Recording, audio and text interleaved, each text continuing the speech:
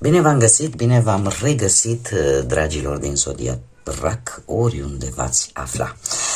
Iată-ne din nou împreună la o nouă lectură, de data aceasta o lectură astrologică. Știu că sună un pic diferit față de ce am făcut până acum, cei care deja mă urmăresc de ceva vreme, probabil că și-au dat deja seama. Este o lectură într-adevăr în premieră pe care eu vreau să o fac pentru voi, unde eu consider că într-adevăr putem obține mai multe informații și în felul ăsta poate reușesc să vă răspund cel puțin la anumite întrebări care își găsesc firescul răspuns. Așa că, dragilor, toți cei care aveți Soarele, Luna, Venus, Ascendentul sau oricare alt aspect astral important pentru voi din harta voastră natală, astrală și care are legătură cu Zodia Rac, această lectură este de asemenea și pentru voi. Ca de fiecare dată, nu uitați că este totuși o lectură generală, așa că vă rog să luați decât acele mesaje care rezonează cu voi, restul lăsați-le să zboare în univers, pentru că sigur sunt pentru alte energii care într-o mai mică sau mai mare măsură au legătură cu Zodia Rac. Și haideți să vedem, dragilor, ce ne spun cărțile și să vedem care este energia generală pentru fiecare casă astrală a dragilor mei din Rac în perioada cuprinsă între 3 și 9 noiembrie. Care este energia generală pentru fiecare casă astrală pentru dragii mei din Rac în perioada 3 până pe 9 noiembrie. Și să vedem ce surprize ne rezervă. Să vedem. Dacă le punem așa ca să avem surpriză, da?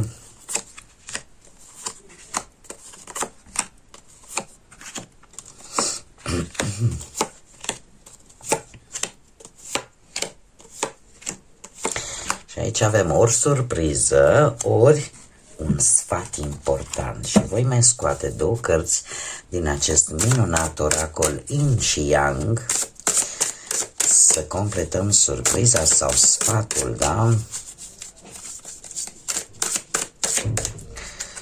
Să vedem. Bun. Și haideți să începem, dragii mei. Prima casă care ne vorbește de personalitatea voastră și cum vă arătați voi celorlalți, da? Dacă avem începuturi sau cam felul în care voi vă exprimați sau ce lăsați să se vadă de fapt din personalitatea voastră. Și avem un 4 de cupe. Asta îmi spune că aveți o stare, sau cel puțin lumea vă percepe destul de apatici, destul de plictisiți, poate de rutină, ori pur și simplu sunteți într-o perioadă în care traversați, aveți o rană emoțională și cumva nu prea vă intră nimeni în grații, parcă nimeni nu mai suportați așa pe nimeni, sunteți destul de rezervați, aveți o atitudine așa un pic defensivă și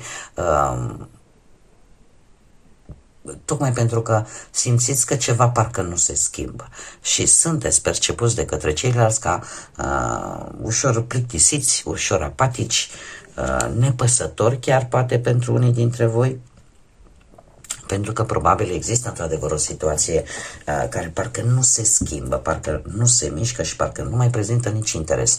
Dar trebuie să vă spun că această situație vă poate face să pierdeți din vedere anumite șanse, anumite oportunități care pot veni bune pentru voi.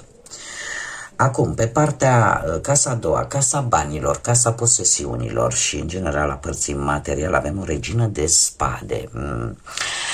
O regină de spade, zodii de aer, Gemeni, Balanță, Vărsător, care îmi vorbește de partea asta în care ori există cineva destul de puternic din punct de vedere financiar care joacă un rol important pentru voi.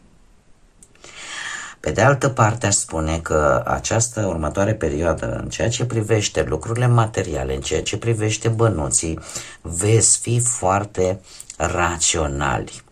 veți fi foarte rațional și nu veți da așa foarte ușor drumul la bănuți și nici nu veți avea cheltuieli din impulsivitate, da? Dacă îmi place cu tare lucru, păi nu contează să mă duc și le iau, nu există așa ceva, veți gândi foarte rațional, asta dacă nu vorbim de această energie care se pare că chiar dacă n-are, va juca un rol important din punct de vedere bănesc, da?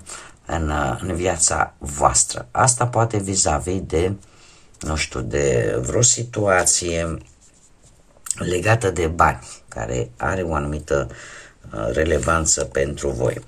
Casa a treia, casa care ne vorbește despre felul vostru de a gândi, felul vostru de a comunica cu ceilalți sau în general, ne poate vorbi chiar și de ceea ce voi studiați, mai ales cei care poate faceți un curs, o pregătire, ceva studii.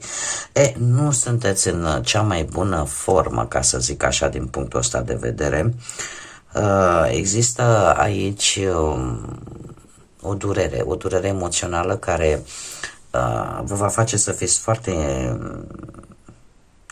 cum să spun eu, rezervați în comunicare. Nu veți comunica foarte tare, eu aș zice că chiar foarte tăcuți, posibil, și poate că la un moment dat au fost și niște cuvinte, a fost o comunicare care pe voi v-a durut și acum vă macină. Sau poate pur și simplu sunteți într-o perioadă de tranziție după o situație, o discuție aprinsă pe care ați avut-o cu cineva și probabil în perioada imediat următoare nu veți avea o comunicare poate cu respectiva persoană, adică va fi o tăcere practic, o lipsă de comunicare. Dar nici voi în general așa nu veți fi foarte comunicativi. Da? Pentru că sunt niște lucruri care vă dor, sunt niște lucruri care vă pasă și atunci apare aceasta, aveți nevoie de cât de liniște să puteți să treceți, să traversați această perioadă de tranziție. Casa a patra, dragilor, avem un as de bâte care ne vorbește despre rădăcinile tale, familie, cămin și tot ceea ce vorbește de confortul tău, de comoditatea ta din casa ta. Acest as de bâte se pare că e totuși faci un pas, ca să zic așa, un pas de încredere vis-a-vis de cineva din familia ta sau de familia ta în general, sau e un moment în care eu aș spune că ai o idee foarte bună în ceea ce privește poate ceva care ți-ți trebuie în casă. O idee tare bună care să te ajute pe tine într-un fel sau altul la a scoate poate și mai mulți bani. De ce nu?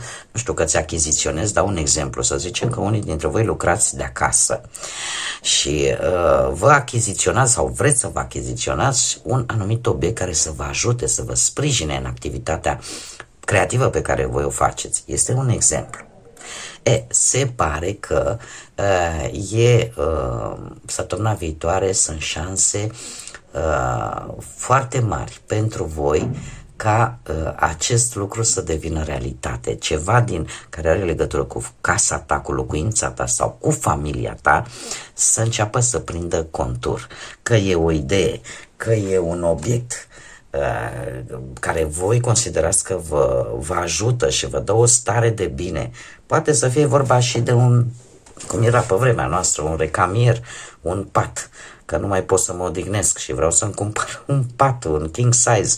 Deci ceva pentru tine și cumva se începe acest lucru, se trece la acțiune ca să-l puteți dobândi. Sau poate chiar, v-am mai spus, o legătură cu familia să treacă la un alt nivel, mult mai bun. Mergem mai departe și haideți să vedem, pe partea asta, casei 5, creativitate, plăcere, da, romanticism și chiar și copii. Dragii mei, voi aici sunteți destul de Aici este arcanul vostru și se pare că pe partea asta a relațiilor romantice, ca să spunem așa, sau a pasiunii, a plăcerii, da?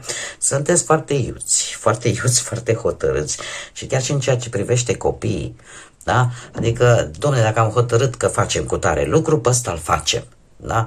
E posibil să luați decizia să faceți o mutare, chiar și o mutare de, cum să spun eu, de gândire, să vă schimbați modul de a gândi vis-a-vis de un copil. Dacă până acum ai făcut așa, uite, de acum înainte ai să vezi hotărât cu voință de fier, vei face în felul cutare. De ce? Pentru că voi aveți certitudinea că cumva așa trebuie să făcute lucrurile și poate că e și o situație care să necesite un pic mai mult atenția ta în ceea ce privește mai ales partea asta a copiilor.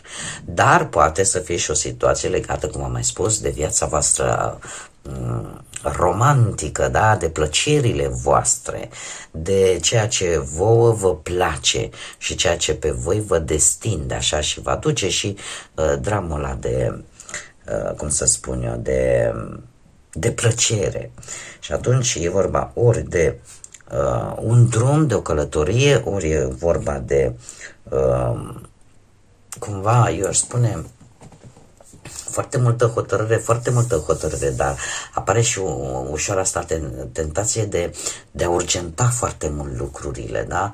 Așa că aici trebuie să aveți un pic de atenție, da? Mai ales când vorbim de relații romantice, de relații amoroase, da? Dar, de asemenea, cum am mai spus, totul se va întâmpla foarte rapid, poate chiar și cu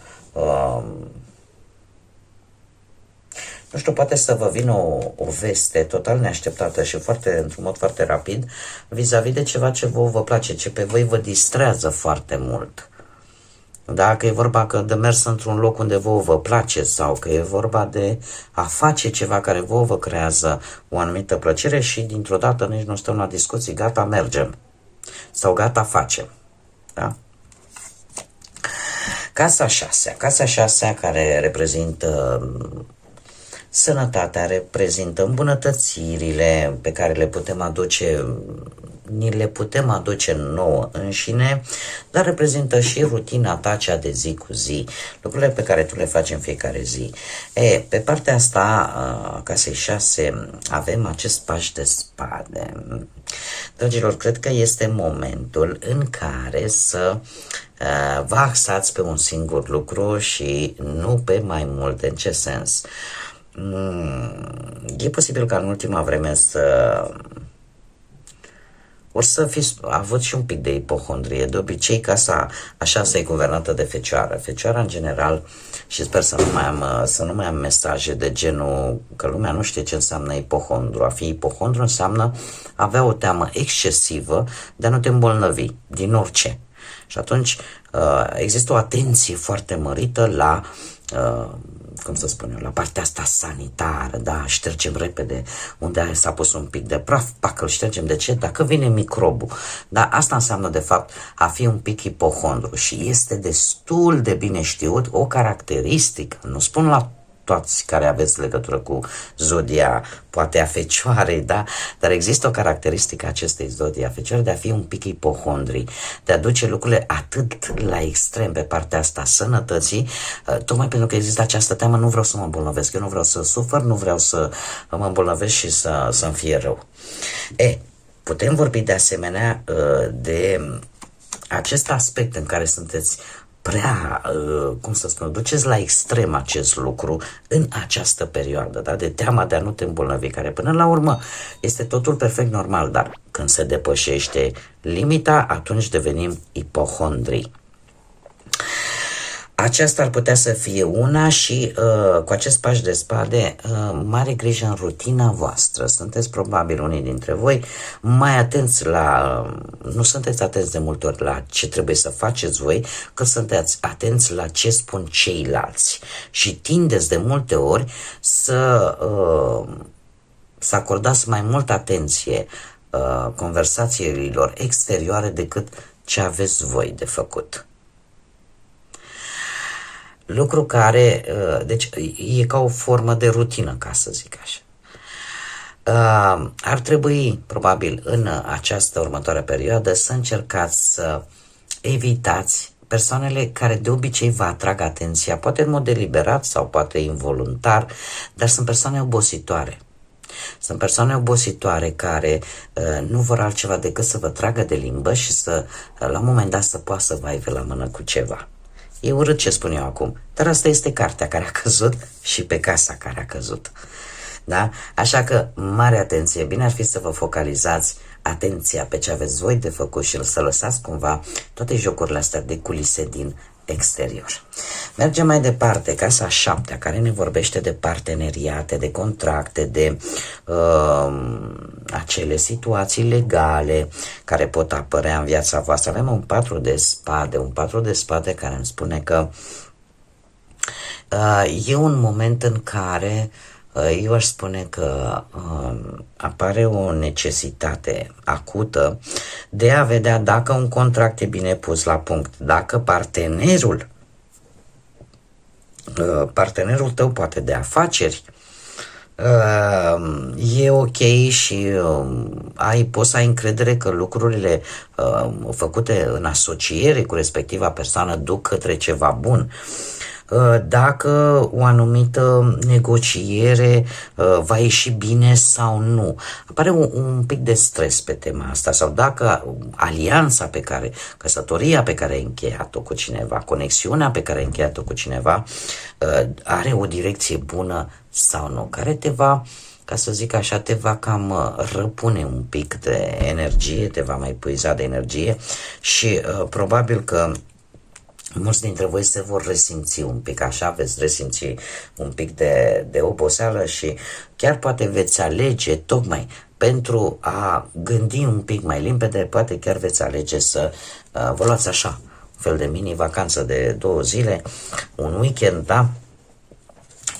Pentru a vedea, sau poate chiar o întâlnire de weekend cu vreun asociat, cu cineva care pentru a încerca să obții acel răspuns care pe tine te interesează. Casa 8 avem un cavaler de spade. Ce emoții aici, emoții care se schimbă foarte brusc și care te ajută să te transformi, și probabil că e și o situație care schimbă cumva lucrurile. Foarte multă pasiune, foarte mult sex appeal în această săptămână. Simți nevoia să treci la acțiune, gata, nu se mai poate, da? Mai ales vorbim de partea intimă, asta e casa 8-a, partea intimă, sex appeal-ul, senzualitatea, acțiune, vreți acțiune și asta, cum să spun eu, de multe ori știți cum e, că graba strică treaba. Dacă într-adevăr se cere și un pic de echilibru, e bine să existe dorință, e bine să existe plăcere, e bine să existe chimie, da? Dar la voi se pare că lucrurile sunt foarte puternic influențate, da? Se cere un pic totuși de echilibru și mai ales pentru cei care aveți poate în viața voastră persoane noi cunoscute, e bine totuși să vă faceți și un mic plan, așa, să nu vă aruncați primul venit, primul servit. Da? Este, cred că cel mai bun sfat, indiferent cum ar fi, dacă aveți un plan, dacă aveți v-ați lua niște măsuri de precauție, atunci puteți să mergeți înainte. Dar dacă mergeți haotic și mergeți cu, cum am mai spus, lasă că merge și așa, nu prea este momentul cel mai oportun pentru voi. Plus de asta, eu aș spune că unii dintre voi e posibil, dacă nu vorbim de partea asta a plăcerii, da, și a vieții intime, putem vorbi de situația în care vă repliați brusc și vă dați seama, băi, eu ce fac? Trece viața pe lângă mine. da? Și vreți să treceți oarecum așa prin procesul ăsta de transformare și de schimbare radicală din viața voastră într-un mare fel și cu o foarte mare hotărâre și rapiditate. Poate să fie și acest lucru. Mergem mai departe și avem pe casa a noua, avem soarele, dragilor. Pe da, voi gândiți, sunteți atât de optimiști, ce filozofie de viață, că e o filozofie de viață aici în care totul este cald, totul este luminos, totul este plin de optimism. E posibil o călătorie, o aventură nouă, ceva nou care vine în viața voastră și care poate să aibă legătură cu o călătorie care efectiv vă va lumina sufletul și vă va aduce așa o stare de bine și o stare de căldură și de optimism și de distracție, că poate să fie cu familia, că poate să fie cu prietenii, că poate să fie cu oricine, dar ceva aici benefic vine pentru voi care are legătură cu o călătorie sau cu ceva la care vă îndrăzniți să faceți. Da? O mică aventură. Aventură poate să fie legată de mai multe aspecte. Ceva nou. Casa a 10-a. Casa a 10-a avem care este statutul vostru social, care sunt acele reușite care pot veni în viața voastră. Avem o regină de bâte, zodii de leu. Încă o dată și aici avem zodia leu. Zodii de leu, auzi, zodii de foc, mă scuzați, vreau să zic atât de multe lucruri. Mai și greșesc, mea culpa. Deci avem o regină de bâte, zodii de foc, berbec, leu, săgetător. Dragilor, se pare că în viața voastră publică, atunci când probabil veți avea o reușită, pentru că vorbim deja de perioada 3-9 noiembrie, veți ieși în evidență cu ceva. Lumea va vedea ceva strălucind la voi. Veți avea parte de o reușită care vă va scoate în evidență. Și vă va scoate în evidență într-o manieră nu de asta mică, destul de mare. E posibil unii dintre voi să aveți chiar și publicul vostru, da? Poate și meseria voastră, să fie una în care să luați contact foarte mult cu publicul larg. Da? Și atunci ieșiți în evidență, poate că aveți parte de acea recunoștință a celorlalți sau poate că eu aș zice că aveți un magnetism care va scoate în exterior un alt fel de voi. Va scoate în exterior, mai ales cei care aveți un ascendent în zodii de foc, berbec, leu sau săgetător. Voi veți avea posibilitatea, cum am mai spus, în urma unei atitudini, în urma unei acțiuni, să ieșiți în evidență cu ceva care eu aș spune că posibil să vă ajute să aveți și o reușită destul de rapidă. Mergem mai departe și haideți să vedem casa 11-a. Casa 11-a avem un paș de cupe care ne vorbește de grupurile sociale, în general de prieteni, de organizații de-astea sociale, da? De speranțele și dorințele voastre. Ei, dragilor, voi aici avem un paș de cupe. Sunteți într-o fază în care e posibil, nu știu, în cercul vostru de prieteni sau dacă acționați sau actuați într-o anumită organizație, poate chiar de caritate, să vă vină o veste bună, și lucrurile astea să poate chiar de aici să iasă și această satisfacție și această ieșire la rampă așa de zile mari, dar vă crește speranța, vă crește acea idee că, uite, domne, chiar se poate. Deci chiar se poate și pot duce la bun sfârșit cu tare lucru. Că e o veste primită prin intermediul prietenilor sau, cum am mai spus, de la o anumită organizație pe care voi o frecventați sau unde voi poate ați cerut un răspuns. Cert este că acest răspuns, această veste va îmbunătăți lucrurile așa per general în viața voastră. Casa a 12 vine cu acești 7 de monede. Casa a 12 este legată foarte mult de supranatural, de acele forțe pe care noi nu le putem controla. E vorba de karmă, e vorba de acele șanse pe care ni le oferă de multe ori divinitatea, universul, chiar dacă noi la momentul respectiv nu ne dăm seama, dar e vorba foarte mult de acea autotransformare până la urmă pe care suntem obligați la un moment dat să o facem pentru ca anumite lucruri să nu le mai repetăm. Anumite lucruri karmice, situații karmice să nu le mai putem repeta.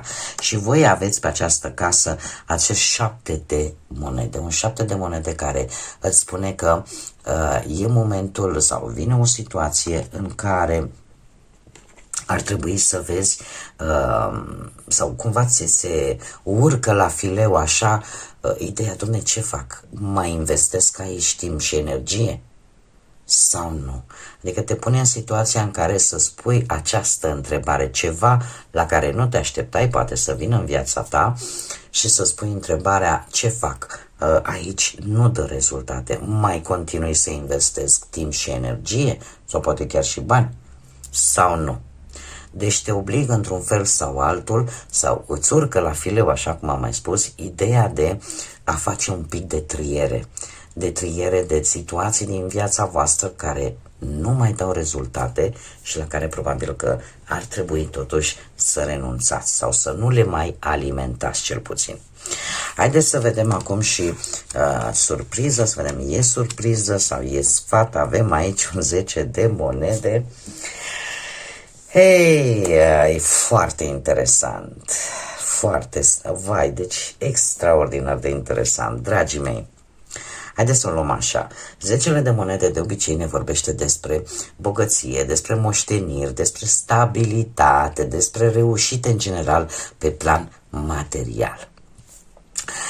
Dar, în general, vorbește și de reușite care vor dura, da, care se vor perpetua pe o lungă perioadă de timp. Acum avem acea autoestimă înaltă și aici avem o îngrijire a propriei autoestime. Ceva de genul ăsta. Stai așa un pic să găsesc cuvintele cât mai simple ca să nu vă debusolez și să nu vă pun în ceață. Deci avem așa odată, activează-ți acel tu interior la un nivel mult mai înalt. Să încerci cumva să ai parte de o trezire, dar să faci o schimbare în, cum să spun eu, într-o linie a timpului. Da, cumva să începi să te activezi, să te gândești mai mult la tine, să te gândești poate la felul în care tu te accepți, tu pe tine, așa cu bune și cu rele, dar în același timp trebuie să îngrijești această activare, trebuie să o îngrijești cu o energie pozitivă, da? Și să încerci cumva să te cureți de tot ceea ce este negativ, de tot ceea ce te-a blocat, să te reîncarci cu acea energie pozitivă care să, cum să spunem, care într-un fel sau altul să-ți aducă, să alimenteze acea parte din tine care a fost că-mi vine numai în spaniolă, acea parte din tine care a fost rănită, care a fost mereu nehrănită, poate pe o lungă perioadă de timp. Și în felul acesta, această recuperare, de reîncredere în tine, de alimentare cu lucruri pozitive, te pot ajuta să obții ceea ce tu îți dorești. 10 de monede este cartea care ne vorbește în primul și în primul rând, așa per general, de reușite pe termen lung. Că poate putem vorbi într-adevăr și de bani sau de nu știu ce moșteniri, dar putem vorbi de orice reușită pe termen lung. Pentru a obține, sfatul mai degrabă aș spune al cărților este acesta, de a încerca un pic să te trezești și să zici, domne, stai așa puțin, eu ce fac cu viața mea? Că n-am 50 de vieți să mă ocup și de una și de alta și de... Nu, eu trebuie să le fac toate într-o singură viață. Și începi oarecum cumva cu tine. cu tine și cu nevoile pe care tu le ai și să începi să hrănești acele nevoi puțin câte puțin. Acum, desigur, hai că să nu exagerăm, dar mai mă trezesc chiar cu vreun mesaj, păi zice și eu dacă vreau să omor oameni, nu. Vorbim de acele trăiri pozitive care construiesc esența umană și care construiesc viața în general. Da? Deci să hrănești acele lucruri pozitive, dar în același timp să te cureți, să cureți ceea ce este negativ, să cureți ceea ce nu-ți mai face bine și să te reîncarci cu energie pozitivă, cu energie benefică pentru tine, iar atunci, într-adevăr, rezultatele pozitive vor începe să vină. Bun, dragilor, eu cam atât am avut pentru voi de data aceasta. Eu vă mulțumesc pentru prezență, știu că am vorbit foarte mult, dar este prima oară și am încercat pe cât posibil așa să cuprind cam toate informațiile care mi le transmit cărțile. Eu, cum am mai spus, vă mulțumesc tuturor pentru sprijinul vostru prin intermediul like-urilor, mesajelor, comentariilor și distribuirilor voastre și desigur pentru că v-ați abonat, sunt lucruri importante în algoritmul YouTube-ului, așa că eu vă mulțumesc din suflet tuturor pentru toate aceste minunate gesturi, desigur pentru toți cei care încă nu v-ați abonat. Dacă ați rezonat, dacă v-a plăcut, dacă mai vreți să vedeți astfel de lecturi, eu vă aștept și vă invit cu mare drag să vă abonați. O să ziceți, domnule, de ce ai apăsat pe dacă? Pentru că m-am săturat, dragii mei, să mă trezesc cu tot felul de persoane care nici măcar, din păcate, nu știu să scrie și mă jignesc și mereu găsesc câte ceva de spus. Tocmai de aceea insist să spun dacă. Da? Dacă nu ați rezonat, nu vă place, aveți o problemă cu vocea mea sau aveți o problemă cu ce fac eu aici, este perfect normal, nu pot să fiu pe placul tuturor. Mă, dar nu mai dați mesaje idiote, vă rog eu frumos, că sunt și om și mă apucă și pe mine pandaliile câteodată și nu e frumos, nu mai fiți răi, nu mai fiți, cum să spun eu, una, două, hai să jignim, una, două, hai să facem rău, gratuit, că până la urmă nici nu au ceva de câștigat. Chiar nu au. Și decât să mă enervez eu, să mă prindă într-o zi proastă și să-i dau, să cer YouTube-ului să-l blocheze, de ce? Că eu nu vreau să fiu rea. Eu chiar de genul meu nu sunt o persoană rea și încerc să ajut pe cât posibil. Așa că pentru cei care rezonați, care vă place, dați acolo abonare, că este gratuită, nu costă nimic. Restul, căutați-vă, dragilor, energiile pe alte canale, pe alte posturi. Dacă este simplu. Bun, dragii mei, până data viitoare când ne vom reîntâlni la o nouă lectură, eu vă doresc tot binele din lume, să aveți parte de multă lumină, lumină, așa cum am văzut, și căldură sufletească și atât în minte cât și în suflete. Lumina și căldura sunt super importante să fie în ambele locuri, iar până la o nouă lectură din partea mea, tot binele din lume și, desigur, să fiți iubiți, dragii mei.